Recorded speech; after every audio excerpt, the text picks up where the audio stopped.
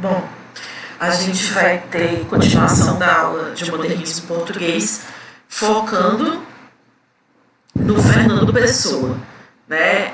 Hoje a gente vai falar dos heterônimos do Fernando Pessoa.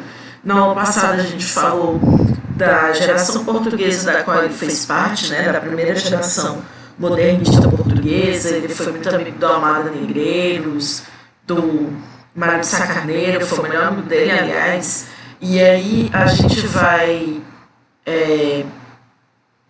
ver mais, focar mais no Fernando Pessoa. Nós focamos na carreira ortônima dele e agora a gente vai ver a principal parte da literatura heterônima dele. Lembrando que ortônima quer dizer quando ele assinava as obras com o próprio nome dele, Fernando Pessoa, mas alguns estudiosos dizem que nem aquela parte que ele assinava com o próprio nome queria dizer que era realmente a essência dele. Isso é o debate de alguns estudiosos. E a parte heterônima é quando ele cria pessoas, personalidades diferentes dele para assinar certas obras. Então não é só um pseudônimo, não é tipo, eu não quero descobrir o meu nome para assinar com outro nome aqui. Não, não é isso. É quando ele cria personalidades independentes dele. E aí, aqui tem até uma tirinha que faz essa sátira. Ferrado Pessoa foi o maior poeta da sua língua. Ele tinha vários heterônimos, cada um com suas dores e seus sintomas. Isso causava muitos problemas na sua vida pessoal. Senhor Pessoa, Senhor Caíro, Senhor Campos, Senhor Reis. Infelizmente, para o senhor, só posso fazer um plano coletivo. Vocês entenderam, né? Então, aqui a gente vai ler um trecho de um livro. Esse livro não tem todo aqui em PDF, mas ele é chamado Para Compreender Fernando Pessoa. E aqui no começo a gente tem falando um pouco sobre a vida dele. Né? Então aqui, ó. Quem me dirá quem sou? Ou a biografia de um desconhecido de si mesmo. A gente tem assim, ó, essa frase até do Otávio Paz e Fernando Pessoa, desconhecido de si mesmo. Os poetas não têm biografia. A sua obra é a sua biografia. Pessoa que duvidou sempre da realidade deste mundo, aprovaria sem vacilar que se fosse diretamente aos seus poemas, esquecendo os incidentes e acidentes da sua existência. Nada na sua vida é surpreendente. Nada, exceto seus poemas. E aqui se fala um pouco do Fernando Pessoa, né? Que o nome dele era Fernando Antônio Nogueira Pessoa. Ele nasceu no dia de Santo Antônio, por isso que um dos nomes dele é Antônio. Ele nasceu em 13 de junho de 1888 em Lisboa. Por ser dia de santo, né, ele recebeu esse Antônio. E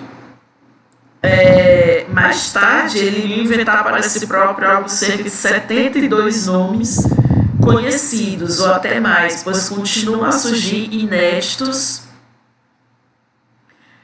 de uma célebre arca, onde a pessoa guardava tudo, incluindo contas de alfaiate ou recados para uma mulher da limpeza.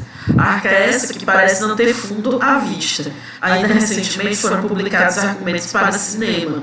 Ou seja, quando Fernando Pessoa morreu, ele tinha uns 40 e poucos anos, e lá na casa onde ele viveu, que hoje em dia é um imóvel tombado pelo Centro Cultural de Portugal, enfim, tem uma arca, né, um baú onde ele guardava tudo, e tem papel inédito até hoje lá dentro. Então é uma fonte quase que inesgotável de material inédito do Fernando Pessoa.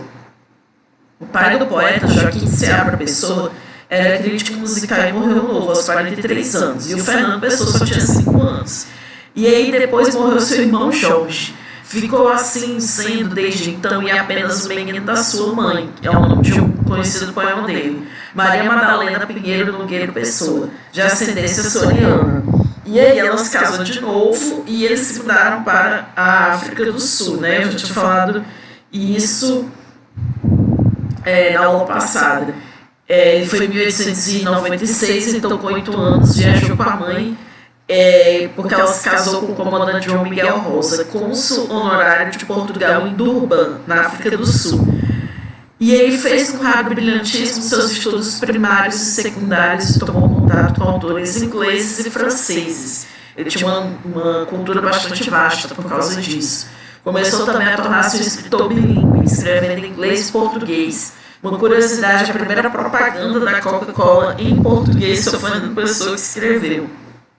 Mais tarde, no escrito sobre a língua, ele diria que no futuro o inglês seria a língua universal para os negócios e a comunicação entre os povos, e o português seria para a expressão de emoções.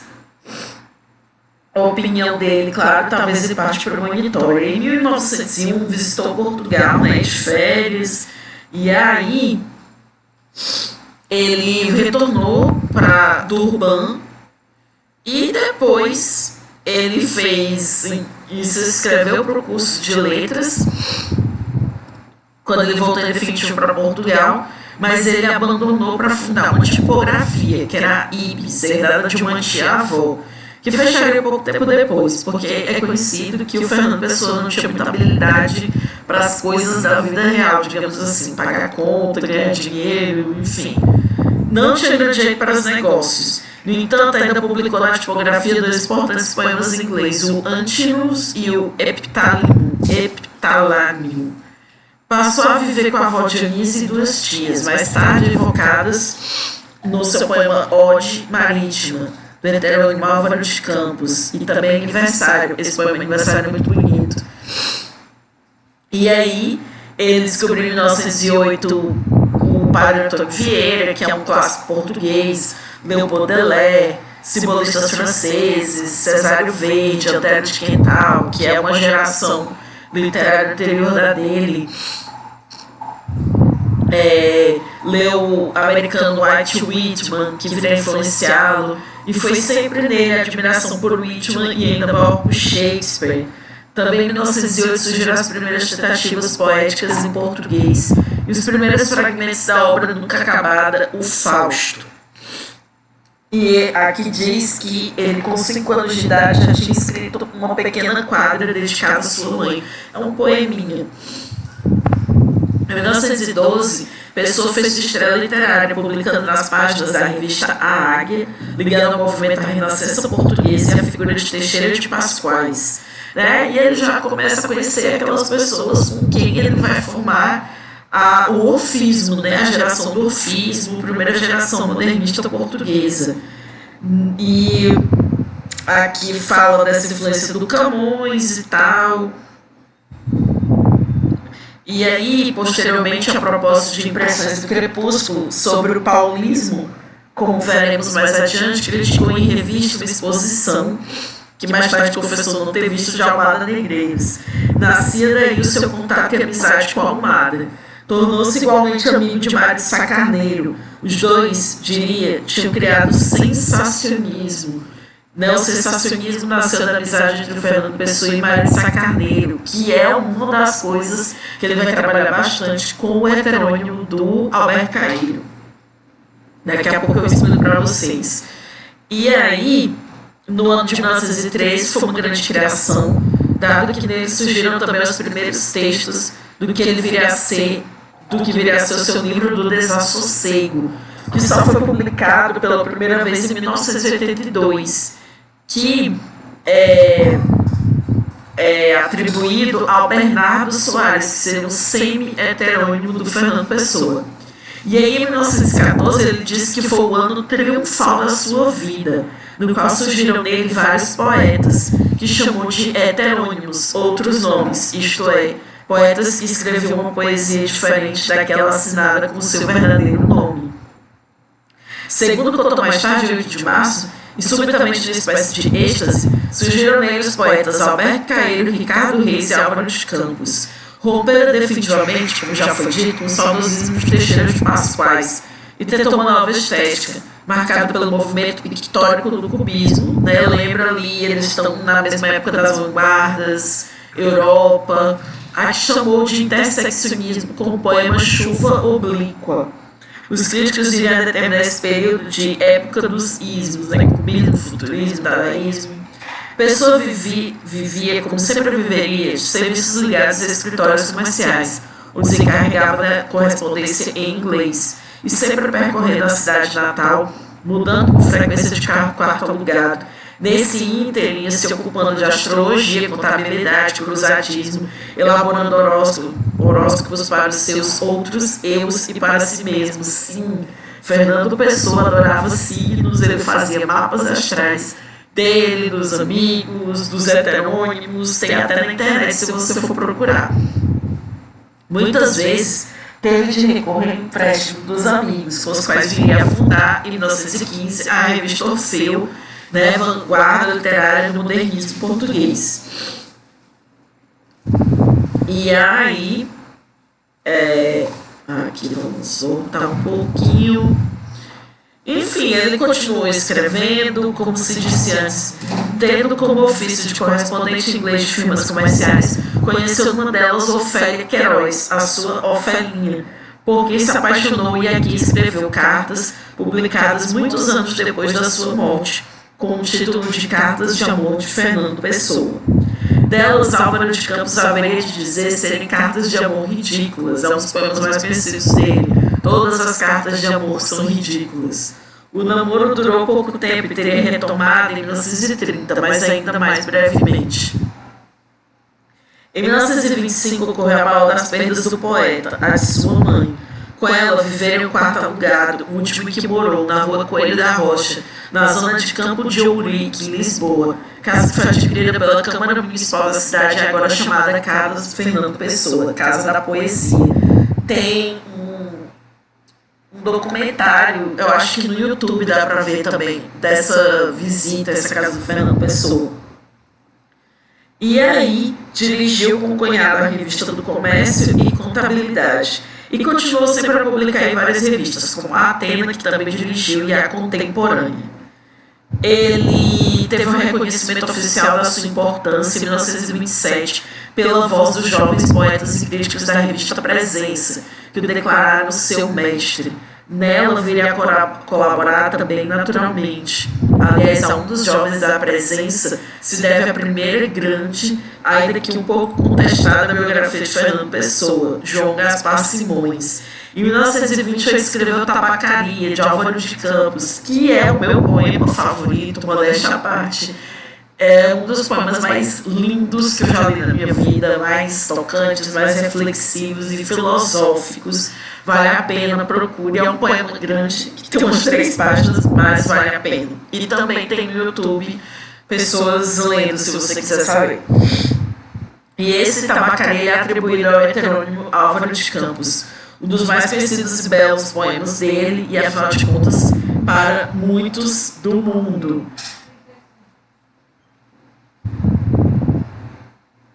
Em 1932 ele fez os primeiros planos de publicação da sua obra, né, porque não tinha saído nada oficial, um livro dele com os poemas, não, era tudo muito espaço, eram coisas publicadas em algumas revistas, em alguns jornais, enfim.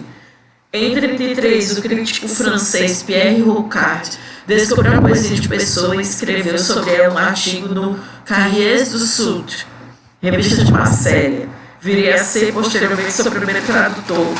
Em 1934, ele lançou o único livro dele de poemas em português, publicado mesmo, foi Mensagem, né, que a gente falou na aula passada, que faz algumas referências aos Lusíadas do Camões. E ele recebeu um prêmio do órgão de propaganda do governo salazarista, ou seja, Portugal já tinha entrado na época do fascismo, e Salazar era o ditador, né? Salazar que recebeu o apoio do fascismo e do nazismo. Outro importante ano foi o de 1935. Em janeiro, Pessoa escreveu a célebre carta Casais Monteiro sobre a origem de seus heterônimos. Também, se você for procurar na internet, tem essa carta, ele explicando lá como surgiram, tem desenhos que ele fez, que a Amada Negreiros fez também. Publicou nesse ano, em fevereiro, um artigo em defesa da maçonaria e ainda alguns poemas anti-salazaristas. Publicou na revista Sudoeste o poema Conselho, o último que terá publicado em vida. Em 30 de novembro daquele ano, e após 2 dias de internamento, né, em 1935, faleceu no hospital de São Luís dos Franceses. O diagnóstico foi de cólica, uma possível cirrose hepática. Suas últimas palavras, para além de pedir os óculos, foram escritas em inglês. I know not what tomorrow will bring. Não sei o que o amanhã irá trazer.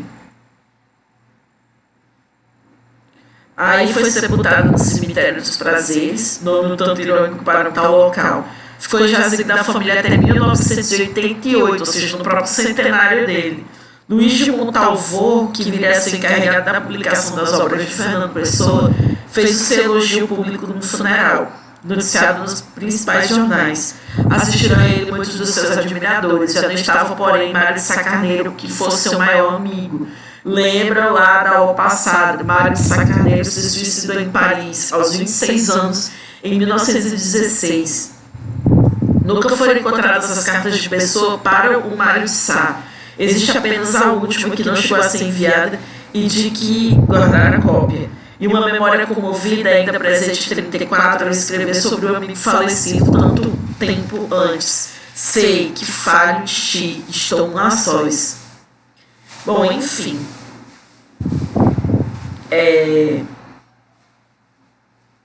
Assim, Fernando Pessoa, ele não era super conhecido, ele não era considerado esse gênio literário ainda, apesar de ser conhecido, né? Aí que esse trecho do livro fala que ficou célebre a vontade da poetisa brasileira Cecília Meirelles de conhecer o poeta.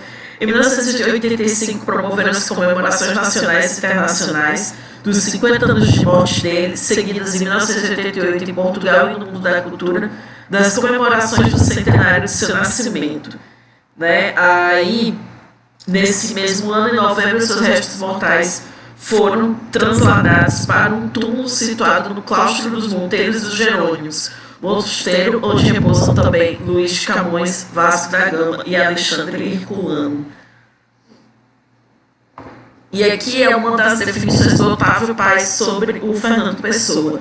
Anglônomo, né, assim, um cara que gostava da língua inglesa, míope, cortês, fugidio, vestido de escuro, reticente, familiar, cosmopolita que predica o nacionalismo, ou seja, o cara que vive na cidade ao mesmo tempo é nacionalista, investigador solene de coisas fúteis, humorista que nunca ri e nos gela o sangue, inventor de outros poetas e destruidor de si mesmo, autor dos paradoxos claros como a água, vertiginosos, fingir é conhecer-se, misterioso que nunca cultiva o mistério, misterioso como a lua do meio-dia, taciturno fantasma do meio-dia português. Quem é Pessoa?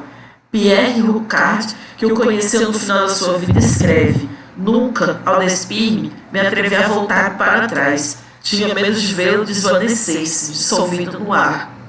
Esqueço-me de algo? Morreu em 35 em Lisboa, de uma cólica hepática. Deixou 2 plaquetes de poemas em inglês e um baú cheio de manuscritos. Todavia, continuou por publicar sua obra completa.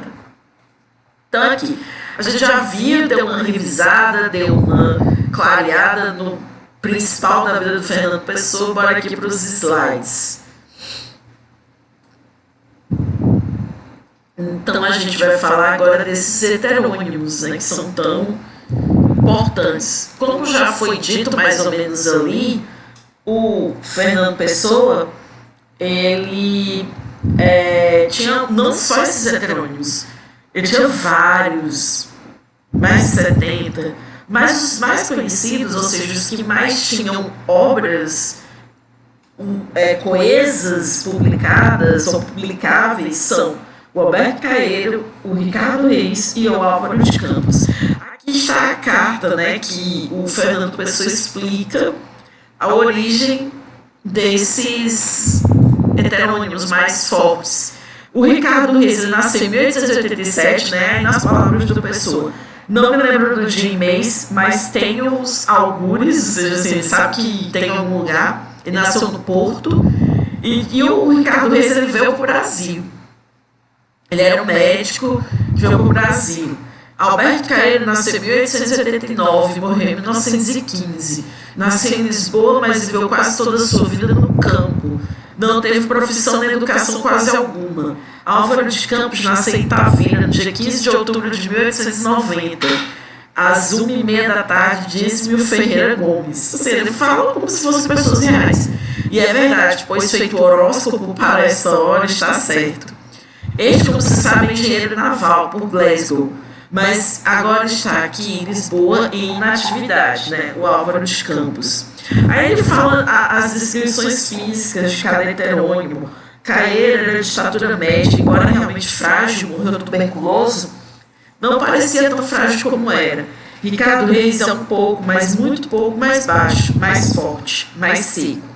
O Álvaro de Campos é alto, 1,75 de altura, mais 2 centímetros do que eu. Magro e um pouco tendente a curvar-se. Cara rapada todos, né? Ou seja, não tinham barba. O Caeiro louro sem cor, olhos azuis. Reis de um vago moreno mate, Campos entre branco e moreno, tipo vagamente de judeu português. Cabelo, porém, liso e normalmente apartado ao lado, monóculo. Caeiro, como disse, não teve mais educação que quase nenhuma. Só instrução primária. Morreram-lhe cedo o pai e a mãe e deixou-se ficar em casa, vivendo de uns pequenos rendimentos. Vivia com uma tia velha, tia-avó. Ricardo Reis, educado num colégio de jesuítas, é, como disse, médico. Vive no Brasil desde 1919, pois se expatriou espontaneamente por ser monárquico. Na aula passada eu tinha falado, né, que Portugal, no início do século XIX, está passando por uma transição política muito importante, deixou de ser monarquia, se tornou república. E um fato interessante também sobre o Ricardo Reis é que ele é o único que não tinha data de morte.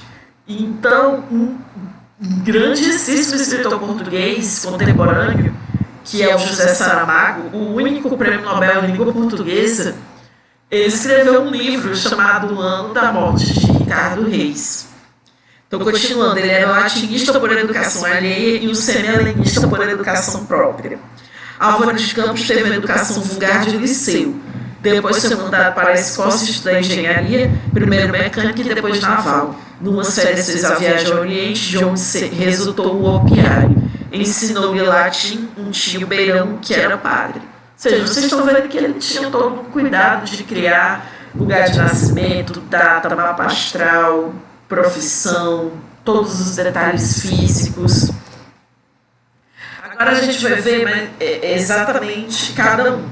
O Alberto Caeiro, né, era esse que morava no interior. E aqui a gente viu na carta que ele dizia que era que não tinha muita educação, muita cultura, muita educação intelectual, mas era considerado o mestre dos outros heterônimos, além de ser o mestre do próprio Fernando Pessoa. Né? Aqui eu já falei essa parte. Fruto de um calmo bucólico, Caeiro defende a simplicidade da vida e seus pensamentos são extraídos do contato com a natureza e a vida simples. Ou seja, era sensacionismo, né? Lembra que eu falei lá aquela coisa que o Fernando Pessoa desenvolveu com Mário Sacaneiro, essa coisa de valorizar a sensação. Ele procurava ver o real e como a realidade se configura de maneira simples. Acreditava que os pensamentos do poeta, sensações, eram obtidos por meio dos sentidos do ser humano, sem a interferência do pensamento racional. Para ele, as coisas eram como eram, não havia necessidade de pensar. Tudo era objetivo. Um dos poemas dele, sou um guardador de rebanhos, e o rebanho é os meus pensamentos. E os meus pensamentos são todos sensações. Penso com os olhos e com os ouvidos e com as mãos e os pés, com o nariz e a boca. Ou seja, nada de complicar, de pensar demais, de raciocinar muito. Pensar uma flor é vê-la e cheirá-la, e comer o fruto e saber o sentido. Por isso, quando num dia de calor me sinto triste de gozá-lo tanto, e me comprido na erva e fecho os olhos quentes, sinto-me todo o meu corpo deitado na realidade, sem a verdade, e sou feliz. Ou seja, eu não preciso complicar demais, porque sentir, ele tem até outro problema que ele fala, a sensação ver e pronto, já é aquilo ali, eu não preciso complicar demais. O Ricardo Reis, né, como já foi dito, ele nasceu em Porto em 1887, ele foi embora de Portugal por perseguição política e veio morar aqui no Brasil. É uma face do Fernando Pessoa ligada ao clássico, à cultura greco-latina, ao epicurismo.